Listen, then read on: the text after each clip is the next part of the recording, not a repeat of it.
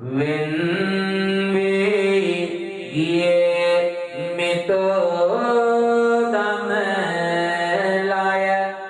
tula utura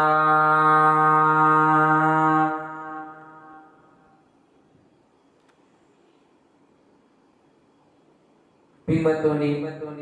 මෙලෙස හොඳින් ශිල්ප ශාස්ත්‍රයේ ඉගෙන ගන්න මේ රාජ කුමාරයාට එදා වූ සමග ශිල්ප ශාස්ත්‍රයේ ඉගෙන ගන්න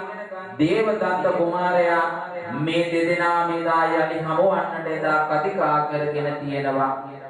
දෙදෙනාම කතිකා කරගෙන ගුරු ගෙදරින් පිටත් වෙලා ඉන්න අනතුරුව පින්වත්නි ශිල්ප ශාස්ත්‍රය හොඳින් ඉගෙනගෙන රජ වාසලට පැමිණීම නිසා මේ යෞවන රාජ කුමාරයා ගැන පැහැදුන බිම්බිසාර පිය මහ රජතුමා මොකද කරන්නේ තමන්ගේ පුතා ගැන එහෙම නැත්නම් මේ අජාසත් කුමාරයා ගැන පැහැදුන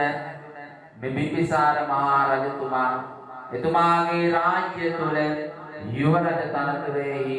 මේ පුතාව අභිෂේක නම් වෙනවා අපි බලමු ඊළඟට මේ කතා වස්තුව තුළ කුමක්ද මෙහි සිද්ධ වන්නේ කියලා. බුදු වෙමි සිතාගෙන හිසගා සිවුර ඇඳගෙන පවට බර සිත්ගෙන දෙව්දතුන් රජ